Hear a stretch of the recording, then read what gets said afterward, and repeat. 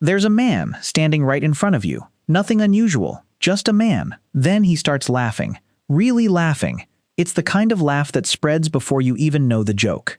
He's watching something funny. He can't stop. Now someone else is laughing too. Then another. It's contagious. He shrugs it off. Laughing never hurt anyone, right? But ancient doctors had a very different opinion about that. Centuries ago, a physician would have looked at this man with real concern, because to them, too much joy was a medical emergency. Suddenly, he grabs his chest. The laughter turns into pain. His heart is pounding, not from fear, from joy. And for a moment, he genuinely looks afraid of his own laughter. To understand why, we have to go back, way back, to a time when philosophers doubled as doctors, 400 BC, ancient Greece. Back then, doctors believed the body ran on 4 fluids: blood, phlegm, yellow bile, and black bile. When these 4 fluids were balanced, you were healthy. But tip that balance even slightly, and trouble followed. Too much yellow bile made you furious. Too much black bile made you sink into grief. And laughter? Laughter was blood rushing straight to the heart. Too much of it, they believed, and the heart would simply overheat. One second he's laughing without a care in the world. The next, his hand flies to his chest. And just like that, he's on the ground. They called it a fluid catastrophe, death by too much joy. It sounds absurd now, but at the time, it was medical fact. There's a story about a philosopher and his donkey. The donkey was eating figs, calm as ever. Then it started drinking wine straight from the jug. The philosopher found this so ridiculous, he laughed until he couldn't breathe. According to legend, he laughed himself to death. Around 280 BC. There's another story. A painter this time. He'd just finished painting the portrait of an old woman. He looked at his own painting and burst out laughing at how it turned out. He laughed so hard, he reportedly collapsed and never got back up. Historically accurate? Probably not. But that didn't stop people from believing it completely. Everyone nodded along. It fit exactly what they already believed. To them, it made perfect sense. And so, this idea didn't fade away. It settled in. It carried straight into the Middle Ages. Physicians still carried their little vials, still trusted the old theory. A doctor would stand over a patient, weighing every symptom carefully. If a patient laughed too freely, the doctor would raise a hand. Caution. Too much joy near the heart was still treated as a genuine risk. Excessive joy was written down as a medical danger. Excessive grief sat right beside it. Both were seen as equally deadly. Physicians pored over old scrolls, searching for proof. Stacks of medieval texts repeated the same warning, generation after generation. This belief didn't last a few years. It lasted over 1,000. Eventually, it made its way into schools. Rows of students, unaware they were about to make history. One student let out a laugh. Just one. And it spread. Fast. One laugh triggered another. Then another. A chain no one could stop. Within minutes, an entire row was laughing uncontrollably. Hours passed. The laughter didn't stop. It didn't stay in one room. It spread across the whole area. Kashasha, Tanzania, 1962. What started with a few students spread through the entire village. Soon, crowds of people were laughing without any reason at all. Over 1,000 people were eventually affected. Some collapsed from sheer exhaustion. Laughing had drained them completely. Schools had to shut their doors. And it didn't stop in days.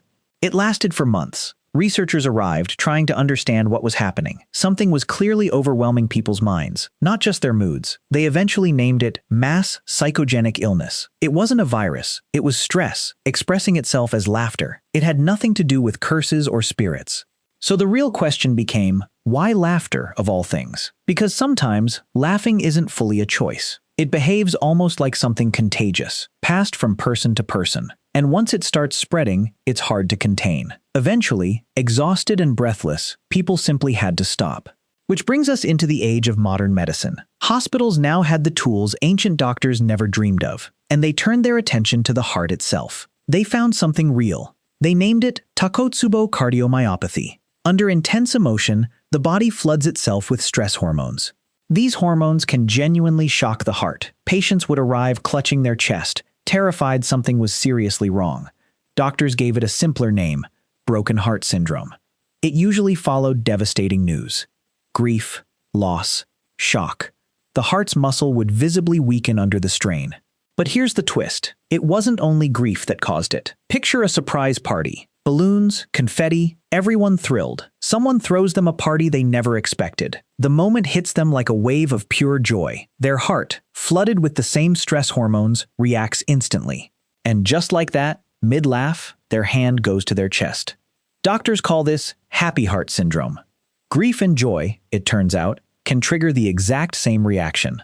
Modern medicine still can't fully tell the two apart, biologically. On a scale, extreme grief and extreme joy weigh almost the same on the heart. 2,000 years after that donkey and that laughing philosopher, an ancient thinker and a modern doctor now stand on the same idea. Only now, we have machines that can actually scan the heart. A patient lies still while a doctor studies the results. And there it is, confirmed on the screen. The old biology was completely wrong, but the warning underneath it, not wrong at all. The theory failed, the instinct behind it didn't. It's as if that ancient philosopher had a flicker of real insight. 4 mystical fluids in the body? Complete fiction. But the instinct to be cautious with extreme joy? Worth listening to. Joy and grief, it turns out, sit closer together than we think. Closer than we'd like to admit, honestly. A modern doctor runs a simple scan on the heart. A quick panel of tests tells them everything they need to know. They point to the results and nod. It's confirmed. Modern cardiology confirms it, in its own precise language. An ancient philosopher and a modern doctor standing on either side of the same heart. Which brings us to the real lesson in all of this. There's an emotional cost hidden inside every extreme feeling, whether you're holding joy in one hand or grief in the other. That's the true cost of feeling too much. And it doesn't matter which direction it comes from, joy or grief. In either direction, the heart takes the hit. Somewhere deep inside, your body might be trying to tell you something. It's been trying to tell us something for a very long time. 2,000 years, almost to the day. And now, we finally have the tools to look closely enough to notice a modern scanner, quietly doing what instinct once tried to explain. Precise enough, finally, to actually listen. So back to that man, laughing without a single worry, his mouth wide open, completely lost in the moment. And then, just as suddenly, his hand moves to his chest. A small, sharp twinge. Barely there, but real. He laughed so hard, his chest actually started to hurt. Somewhere, imagine an ancient philosopher, arms crossed, simply nodding. A knowing little smile on his face. He's seen this before.